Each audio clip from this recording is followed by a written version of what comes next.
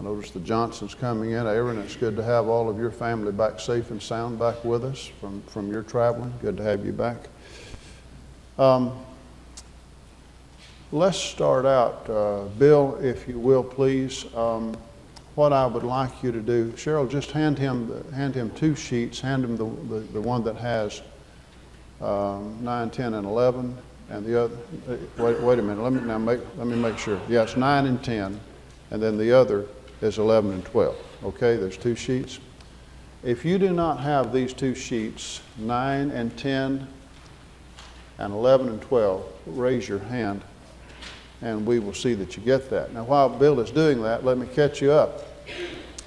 We're about to wind up with Solomon. I mean, Solomon is so important in Israel's history, and we've said before that between David and Solomon, that's when Israel is at its peak. I mean, you've got the kingdom existed from Saul's day, but it's not at its peak in Saul's day. In fact, he neglected his administration duties a lot of the time to go out chasing after David. Remember that? But with the ascension of David and Darrell, as you have pointed out, with him conquering, the Lord giving him victory, I'll tell you a key passage on that is 2 Samuel chapter 8. It's just a summary. Thank you, Kip, for helping out. It's just a summary where it's just one victory after another in all directions. I mean, he's never defeated. It's everywhere he goes, all around. All of Israel's enemies are subdued. I mean, all the way up to the Euphrates River and on the other side of the Jordan and then south of Israel. I'm not saying west because that's the Mediterranean Sea. But the Philistines were subdued. David defeated them. So when Solomon comes on the throne, he's able to be a builder. And so that's the emphasis. 7 years temple, 13 years palace complex. But it's not just building. God gives him such wisdom that no one had before or would have after. And that's manifested in so many ways, in his administration, in his writing, in judgments that he renders. But as I say, we're about to run out of Solomon because last time we've covered the 9th chapter, which one thing that was doing, among others, it was listing, and we had photos, we had maps and photos of all this, but it would talk about cities that he built. And yet we could show that in those cases, many were existing even in the days of Canaanite times. So it doesn't mean he built from scratch, but it's built in the sense of fortified.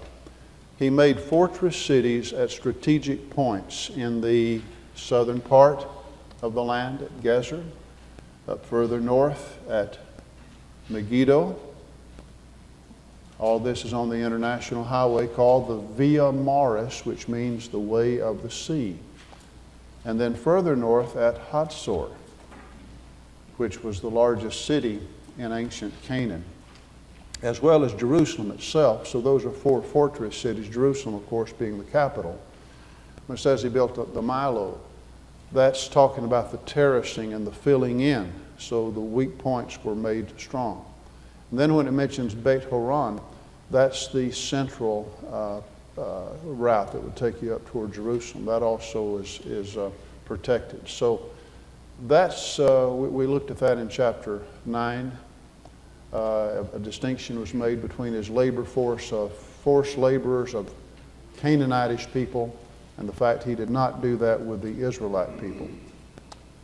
And as the chapter concluded there, and we answered our questions, and that's the last thing we did in chapter 9, so we're ready for 10. But where the 9th chapter concludes,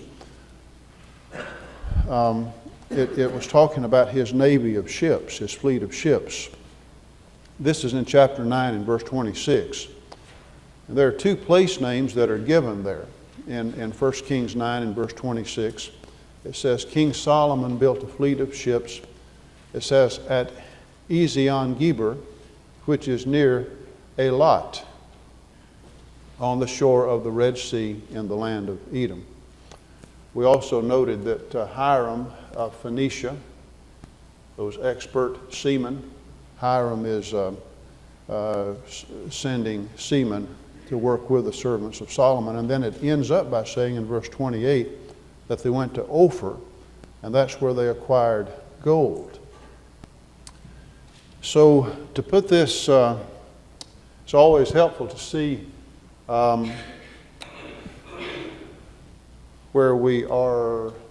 Let me see. You know what? Do any of you ever use this thing? Let me show you something. A real important tip. Turn it on first. See how much better it works? So, do you see the word Araba? Araba just continues. This rift goes all the way up to Lebanon, and it goes all the way down into Africa. This is called the Great Rift. That's a fault line. It's prone to earthquakes. But that just goes right across and goes on into Africa. But that takes you to this portion of the Red Sea. You notice the word Aqaba. So you've got the Gulf of Aqaba there. This is the Suez. This, of course, is the Sinaitic Peninsula. That's Mount Sinai right there, just to orient you a little bit on where you are. This inset over here is showing you the big picture, you know, of that part of the world. But again, there in verse 26, it mentions he has a fleet of ships at Ezion-Geber right there, which is near Eilat, right there. So what happens on the word Eilat, you might look at that and say, well, why don't you say that Elath? But what happens is if the E lengthens and has an A pronunciation, just like in Spanish, when the E lengthens, it has an A sound, and the TH hardens, so it just has a T sound. So therefore, it's Eilat is how that's pronounced. By the way, I mentioned to you that there were up here at Timnah, there's two Timnahs. There's this Timnah right here, and then there's the Timnah of the Philistines. Remember where Samson got his wife. But this Timnah that's to the south, that's where they did copper mining and smelting, and that sort of thing was set up there. So this is paving the way for what's going to happen, because of this navy of ships, they're sailing on down. And so now we back up and we can make more sense of what it's saying. Are you with me? So here we are again. Notice side by side you've got Ezion-Geber, which is near Eilat. But notice how that we come on down and we make our way on down the Red Sea. And notice that here to the south is Ophir, right there. And that's actually on the Egyptian side of the Red Sea, whereas Sheba is on the Arabian side of the Red Sea, southern part of the Arabian side. These dotted lines, by the way, are showing well-established caravan routes and how that they would go. This spice route, of course, follows here. And this is very likely the very road that the Queen of Sheba would have taken as she made her way on up to Jerusalem. It's about 1,200 miles overland that she traveled. And I mention that because who put the chapter divisions in there? Rocky, how did these chapter divisions get here? Yeah, for ease in finding locations of passages, so you don't just keep turning in a scroll. Say chapter 10, verse 1. Easily find it. But the way you need to read it is, they went to Ophir, they acquired this gold, brought it to Solomon, and when the Queen of Sheba heard of the fame of Solomon, see, that's how you read the narrative. That's how you read the narrative. These seamen are down south. The sailors are there at Ophir. The Queen of Sheba hears about the fame of Solomon concerning the name of Yahweh.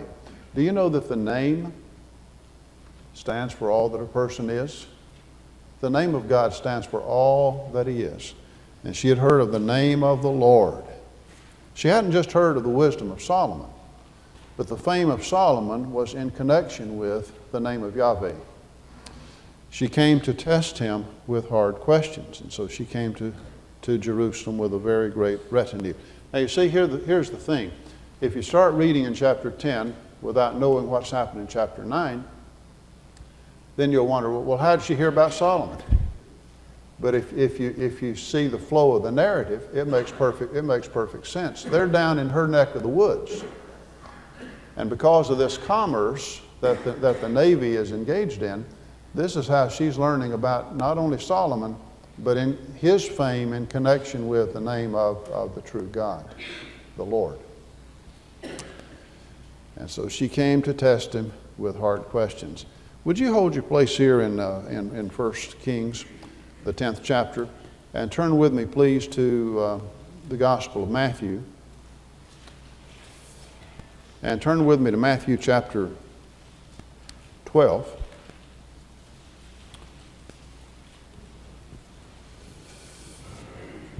You can tell that Jesus, though he never sinned, Jesus did have frustration. He had righteous indignation.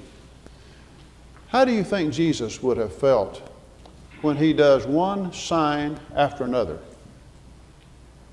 proving his claims, showing his deity, all kinds of signs that the Bible itself will say were so numerous that the world would not hold the books?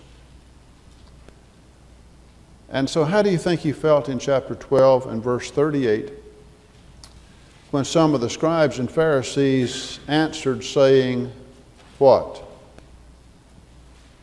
Teacher, we want to see a sign from you. Yeah. Teacher, we want to see a sign from you. I mean, you talk about, well, look at we don't even have to leave the chapter. Still in chapter 12. Look at verse 22. See what has just happened in this context. Mark Davis, would you read that for me in chapter 12, verse 22? The one was brought to him, and was deacon, and says, blind and mute. And he healed him, so that the blind man and the mute man both spoke and saw. Okay. Here's someone who could not speak. He could not see. Is that a pretty big deal? He gets his sight. Now he can talk, and he can talk plainly. That's pretty impressive. Look at the summary statement over in verse 15, still in the same chapter. David Earl, would you like to read verse 15 for me? But when Jesus knew it, he withdrew from there, and great multitudes followed him, and he healed them all. Great multitudes. Great multitudes. And he healed them all, just one after another. And he healed them all. So, I mean, you don't even have to leave Matthew 12, where they're asking for a sign, to see lots of signs in this chapter. And then if you start turning in either direction, you're going to see a whole lot more. And so they were saying more than they meant to when they said, teacher, show us a sign.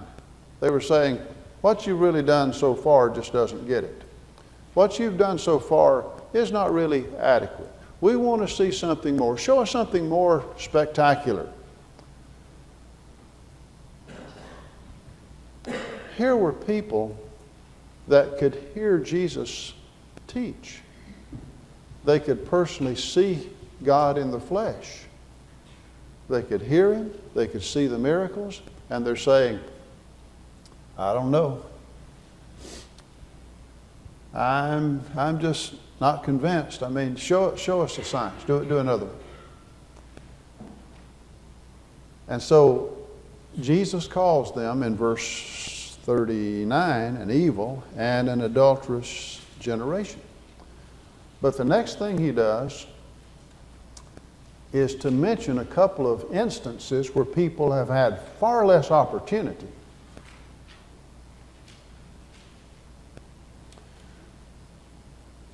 Far less opportunity, and did more with it.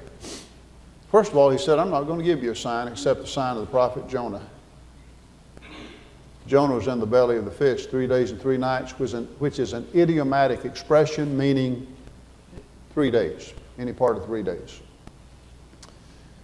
So Jesus, when he died, was put in the tomb of Joseph of Arimathea, the sepulcher, and on the 3rd day he arose. So what Jesus is saying is, I'm going to give you the greatest sign of all when it happens. And that's the resurrection. Whatever else Jesus did, had he not been raised from the dead, all else would have been for naught. Romans 1, verse 3 and 4 is going to say that he was declared to be the Son of God with power by the resurrection from the dead. So that was, everything hinged on the truthfulness of his claim that on the third day he would be raised. So he gets that out of the way. He says, okay, there's your sign, the resurrection, greatest sign of all. But then he mentions the men of Nineveh in verse 41. Now you think about the men of Nineveh. You all know what happened when Jonah was told by God to go to preach to Nineveh, the capital of Assyria. And he started on one end of the city, and it took him 3 days, but his message was, this place is going to be overthrown. God's going to bring judgment on this. He wasn't preaching a message of repentance. He wasn't saying, you know, if you people will consider your ways, if you'll come back to the Lord, he might spare the city. He says, God's going to destroy this place. And the king proclaimed a fast. The king says, who knows whether the Lord will be merciful. He put on sackcloth. He commanded everyone to do the same. It was a national movement of repentance. And when God saw that this man and the people humbled their heart, God, who is not willing that any should perish, but that all should come to repentance, 2 Peter 3 verse 9, spared them. Jonah was the most successful preacher I've ever known, and he was so mad about it. But they didn't have that much light. They were pagans. All they heard was this man of God says, this place is going to be destroyed because of its sin. And Jesus said they repented. They repented at the preaching of Jonah. That's all they had. But then the next thing relates to where we are right now. Cheryl, would you like to read for me? I need you to read verse 42.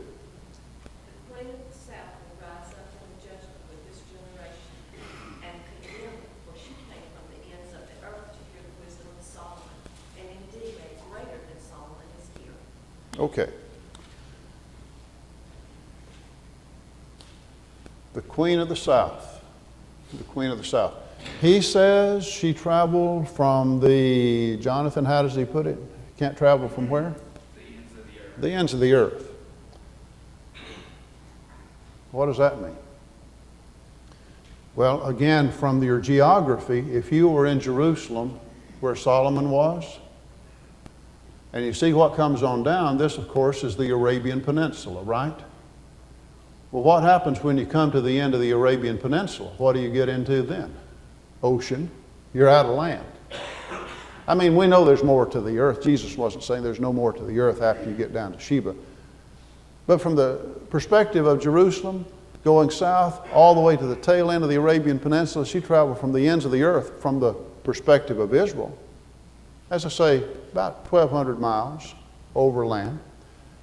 Now, I'm sure she had probably the finest camel and, you know, one of those carriages, and maybe she had servants, you know, waving those fans, but it's still pretty hot in the desert. And that's still a long way. I don't care how you cut it, that's a long way to go. And Jesus says she traveled from the ends of the earth to hear the wisdom of Solomon. And a greater than Solomon is here. But he's saying more than that. He says she will rise up in the judgment. She will rise up in the judgment with this generation and shall condemn it. Unto whom much is given, much shall be required. And what Jesus is saying, now, see, I don't know how he's going to work that out. But what he's saying is, you will see her. At the resurrection, at the judgment, you will have opportunity. The Queen of the South will rise up, and she will condemn this generation. She didn't have the light you had. She didn't have the opportunity to hear the Son of God. She just heard about a man, a wise man, Solomon, the name of the Lord. And she spared no expense to go hear him personally. And so what Jesus does is to bring to light in his teaching and his ministry in Galilee, making proper use. See, this is such an example to us, the proper use of the Old Testament. and showing, here's someone who had far less opportunity, but look what she did with it.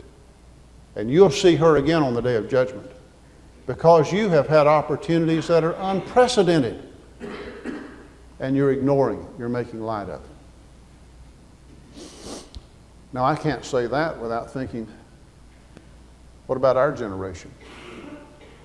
In this country right here, we have unprecedented opportunities to hear men who are skilled in the word of righteousness. There's never been a time that there have been more study aids available, more available via internet in digital form, more opportunities to know and to be helped in one's growth. What are we doing with it? The Lord looks at us based on opportunities we have and considers how we respond to that. And He really does expect us to seize the moment and make full use of it. So, this to me makes Jesus' statement in Matthew 12 a whole lot more meaningful when we understand what has happened here in our passage in 1 Kings chapter 10. Just because of commerce, just because of the Navy, and she learns about Solomon in that way, she says, we've got to go. We've got to make a trip. And she and her entourage make that trip from the ends of the earth. Well, let's go back to 1 Kings. Any question on that? Does that help you to see what Jesus is talking about in Matthew chapter 12?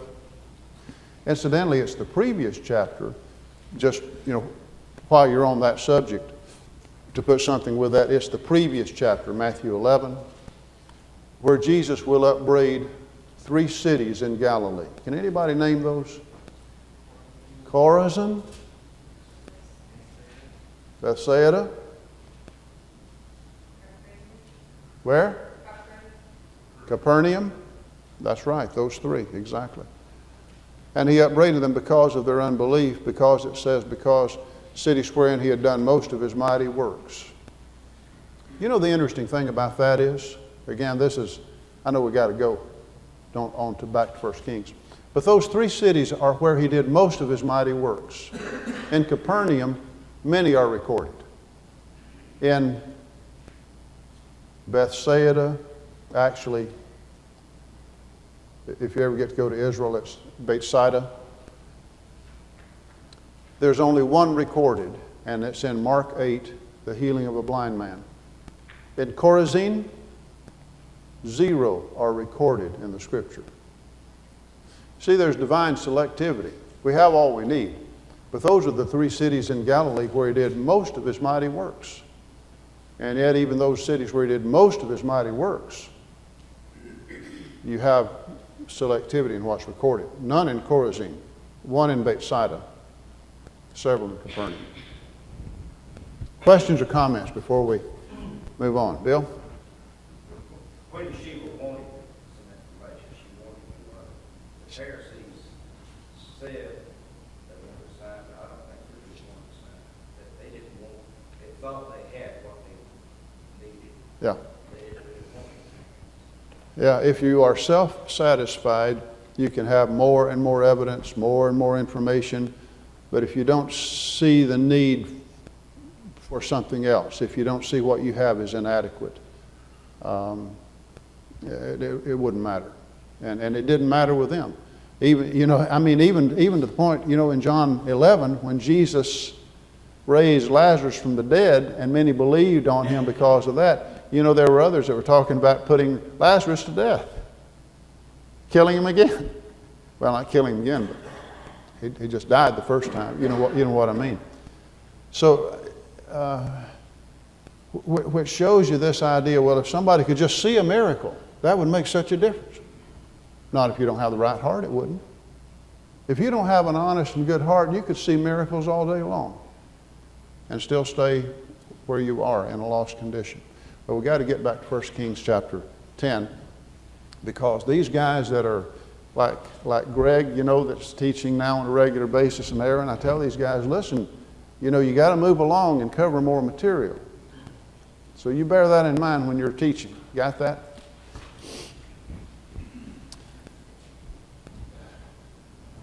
Did any of you ever hear Harry Pickup, not Junior, but Harry Pickup Senior? Harry Pickup Senior preach? I didn't hear him much, but I did hear him a few times. And I see this Nancy and that Nancy. Anybody else? Am I overlooking anybody? He was really a good preacher, very interesting person. And you know what he would do in his preaching? Now, I'm not saying I'm doing this in my class, but it kind of reminds me. But what he would do with his lesson, he would take about 30 minutes to develop his introduction. And his sermon would be 5 minutes. Isn't that right? Because he would say, a topic that's well introduced needs very little elaboration. I don't know how well that fits in here, but I've introduced 1 Kings chapter 10. I'm not going to have to do all that much elaboration because the rest are the details about this. One thing you do want to remember is that it does give a lot of details about her case, but as has been pointed out by myself and Greg, I think as well made this point. But remember chapter 4 and verse 34 in 1 Kings. Greg, would you read that for me, please? 1 Kings 4 and verse 34. And men of all nations from all the kings of the earth who had heard of his wisdom came to hear the wisdom of Solomon. Men of all nations, from all the kings of the earth who had heard of his wisdom, came to hear the wisdom of Solomon. What do we call that? A summary statement. Just one verse. Doesn't elaborate, doesn't list all of them, doesn't tell who their names were, what the countries were. Men of all nations, kings of all the earth that heard. So what that means is, in 1 Kings 10, we have one such instance, like chapter 4 is talking about. Details are given. But that's what you call representative. That means that this kind of thing happened over and over again. 1 Kings 4 says so. So she arrived with great retinue, with camels that bore spices. Do you remember I showed you that route that says spice route? Much gold, precious stones came to Solomon. Now, Bobby, I don't know if she did like you do. You know, Bobby has a pad, and he takes notes. And when it comes time to discuss things, he's prepared, and he's ready. He remembers because he. So I don't know how she did that. I don't know if she had a list of notes, if she had dictated that, but she apparently had a lot of questions. She came to Solomon and she spoke with him about all that was in her heart. Verse 3 says Solomon answered all her questions. So she had quite a list apparently, but there was nothing he could not explain to her. So she gets a dose of all that wisdom, and then she sees in verse 4 the house he built, the food on the table, his servants, their apparel, everything. And it says there was no more spirit in her, verse 5. It's like we sometimes say, it just took her breath away. And I like verse 6. It says, it was a true report which I heard in my own land about your words and your wisdom. Now, what I heard was true. And I didn't believe it, verse 7, till I came and saw it with my own eyes. But then she says what? The half was not told me. I couldn't believe it till I came and saw it. But what I had heard, the half had not even been told.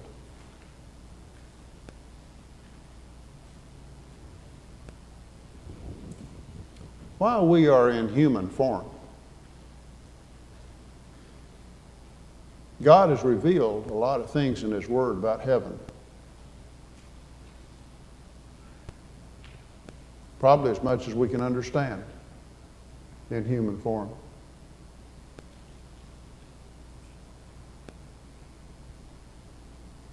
But when we get to heaven, we're going to say, the half was not told. So much more to it than can be conveyed right now. Don't you believe that? So, the thing is, in verse 9, notice how she praises God, the Lord, who loves Israel. So again, all of this, she gives credit where credit is due. It's not just Solomon, it's blessed be the Lord, who's done these things.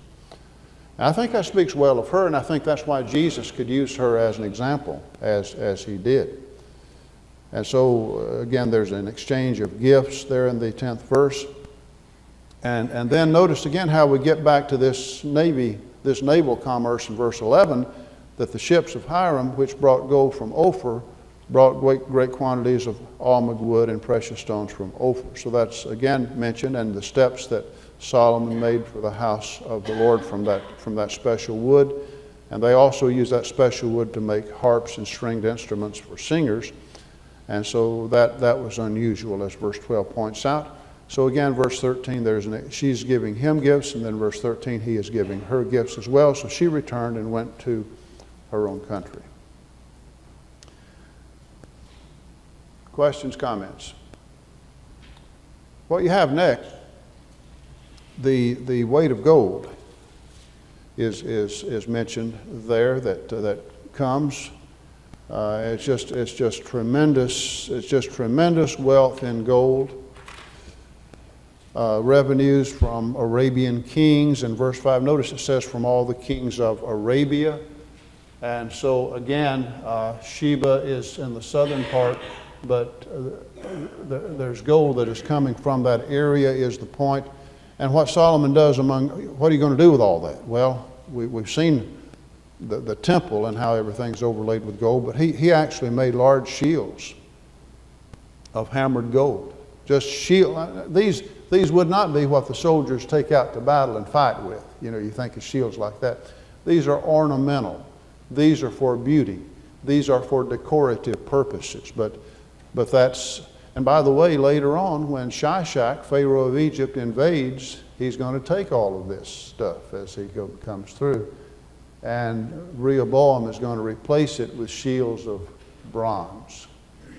So bear that in mind.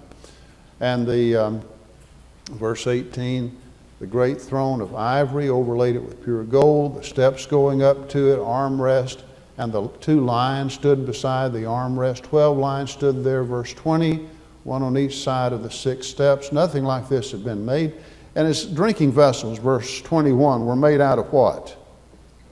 Pure gold.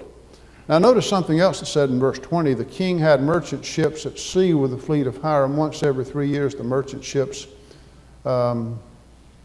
came bringing all these things, gold, silver, ivory, apes, monkeys. In your translation in verse 22, the king had, what does it say there? Merchant ships. I need another translation. Ships of Tarshish. Where is Tarshish? That's ancient Spain. So these merchant ships are ships of Tarshish. Now, there are those that make the point that just means seaworthy ships. They're called ships of Tarshish. I do not understand it to mean that. I think ships of Tarshish means, as is pointed out here in this particular map, when it has here what we just read. See the word Tarshish? Spain, that arrow pointing this way. And it's the little bar under that sidebar says silver, ivory, apes, peacocks. So what I understand this to mean is that in addition to the navy that's situated over here at Ezion Geber near Eilat, that also there are ships of Tarshish, so that you have ships that are sailing the Mediterranean as far west as Spain and then making their circuit coming back, and they're bringing all this stuff. They're trading back and forth and bringing all this stuff to Solomon in verse 22. So please take note of that. In verse 23, again, it's what I keep calling, you hear me from time to time say a summary statement. And the reason I do that is because there are a lot of verses in the Bible that, it's this is being told, this is being told, and then it's just a summarization of what's going on. So I notice that as we go and then proceed from there. And verse 23 is one of those summary statements, just saying in summary, Solomon surpassed all the kings of the earth in riches and wisdom. And Greg, this will be another verse, but where you just read from in 1 Kings 4, verse 24, chapter 10, also says, all the earth sought the presence of Solomon to hear his wisdom, which God had put in his heart. I would make the point of difference in that in chapter 4 it specifies all the kings of the earth. So, and here is all the earth. And when they came, they would not come without a gift. So verse 25 enumerates some of the gifts that are there. And so then in verse 26 you get to the chariots and horsemen, and it enumerates those 1,400 chariots, 12,000 horsemen, which he stationed in the chariot cities. Now, what are these chariot cities? Well, the chariot cities would be the same cities that we looked at in chapter 9 that were the fortress cities. Greg and Nancy Peconia, do y'all remember at Megiddo? Do you remember Solomon's stables there? There's a section where the horses were kept. You can also see that, by the way, down at Beersheba, but that's not mentioned as one of the fortress cities.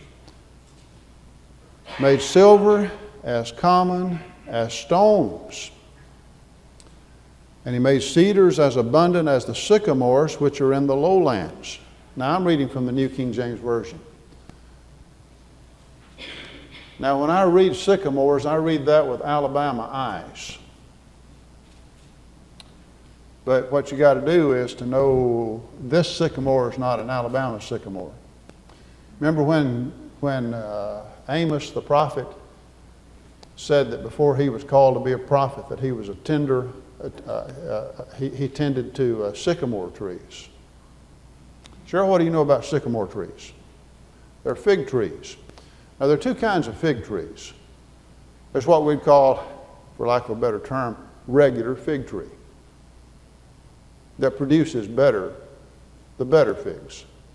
But the sycamore is a tree that produced figs also, not as good a quality and eaten by the poorer people of the land. But when it says sycamores, it's talking about the sycamore fig tree, not like a Alabama sycamore tree. The other thing to point out, which it says, which are in the lowland. Now help me out. I'm reading from the New King James. Does anybody have another translation? Hank, what does yours say? Does yours say lowland? ESV? Are you reading the ESV? All right. And it says what? Shephelah. What is the Shephelah? Well, again, when you start all the way on the west coast, you're at sea level. As you go east, you're eventually going to get to the hill country in the middle, but before you do, you start just having some gently rising hills. So that lowland, the Shephelah, that's when it's the transition when you're leaving the coastal plain, but before you get to the hill country. That's the Shephelah. For example, Gezer that I showed last time, that's in the Shephelah. And that's the Hebrew word that is rendered here lowlands, or other translations will say foothills. Does anybody have a version that says foothills? Are you reading with me, Donna? Does yours not say foothills? It does, doesn't it? So foothills, what does that mean? Well, you've got the hills, hill country, but kind of at the bottom of the hills, that's the foothills. That's the Shephelah. So coastal lands, Shephelah, hill country, Jordan Rift, then Transjordan Plateau. Those are the longitudinal zones of the land. That's what it's talking about. But now we get to verse 28 where Solomon had horses imported from Egypt, and then it says Keveh, K-E-V-E-H, again in the New King James. The king's merchants bought them in Keveh at the current price. And so they're imported, verse 29, from Egypt and exported to the Hittites in Syria in verse 29. So as I say, we're about to run out of Solomon, but it's just telling you the vast enterprises that he was engaged in. Now let me show you how to make some sense out of this. This morning, as I was printing off my revised notes, I included 6 translations of verse 28. And the New American Standard, which many of you have. Hank, I'm going to call on you again. I'm looking at, his import of horses was from Egypt and, what's the word here? All right, Q-K-U-E. Do you see that? If you look at the New International Translation, it says that. Jonathan, does the ESV do that? All right, Q. NIV does that. It's interesting, in the New Living Translation, it says the king's traders acquired them from Cilicia at the standard price. Now let me show you what this coup is. And the King James, by the way, says they bought horses out of Egypt and linen yarn. And the merchants received the linen yarn at a price. Let me show you what this coup is and what this is talking about. See right up here, K-U-E. Now let's orient ourselves a little bit. Where was Paul the Apostle from? Where was Paul from? Tarsus. Tarsus of Cilicia. Tarsus of Cilicia. So this place that in Old Testament times was called Q. Here you have chariots from Egypt. You have chariots, horses from Egypt and Q, that are sold then to the Hittites, and especially the Hittites are further over here. Larry, in Old Testament times, when you think in terms of the empire of the Hittites, that's basically all of Turkey. And Ankara, basically in that area, that's Hattusha today, capital city. So when it talks about, what it's saying is, there's this import-export deal where he's getting this from Egypt, from Q, selling them to the Hittites, and so that's a great revenue maker there. So that's where chapter 10 ends. Yes? Don, I'm sorry. I want to hear you, but... Cilicia, yeah, it does. So that's why it says Cilicia. That associates it with what we know in the New Testament, you see. So that's where that is. So Tarsus, where Paul is from, is ancient Q in Old Testament times. That's what that amounts to, if that helps you. Now what I like to do is take a passage like that where we can associate it with something in the New Testament and kind of build on our knowledge. Let's see. Keith, how's our time? We've got 3 minutes, and what we need to do with that 3 minutes. Oh boy, you wouldn't believe the charts that I still had for you. Close up here of Sheba there to the south, ready for chapter 11, but if you all had not made so many comments, we could have covered more material. All those interruptions I had to deal with. Okay, I'm showing Brother Pender's having the last question last time, chapter 9. Joan, were we going your way? You had already answered one? Okay, 1 Kings chapter 10, we have question number 1. Vicki, would you like to take that one? Sister, you are starting with you. Okay, I misunderstood your answer. I thought we'd already gone your way. All right, we're starting with Joan. Joan, please start us.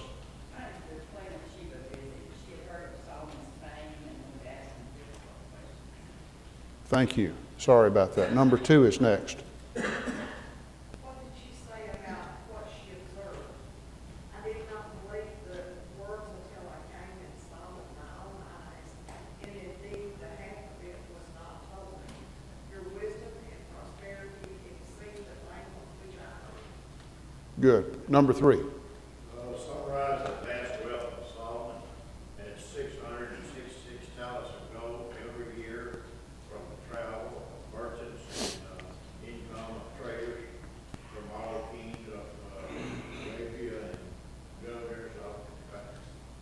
Thank you. Sister Llewellyn, number 4, please.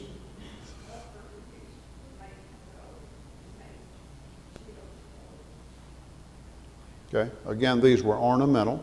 Number 5 is next. What is said about Solomon's merchant ships? He had a navy of Tarshish. One, once in 3 years came bringing gold and silver and ivory, eggs and peacocks. And number 6. What summer statement is made in verse 23? Did Solomon surpass all the kings of the earth with riches and wisdom? Thank you. Greg, number 7, please. Reference made by many people to hear the wisdom of Solomon, all the earth saw his presence. So what we have is a representative sample that was on an ongoing basis during his reign. Number 8 is next, Nancy. What statement about silver help us to understand the wealth of Solomon? In verse 21, it says it's nothing out of the days of Solomon. In verse 27, it says he made silver to be as stones. And number 9.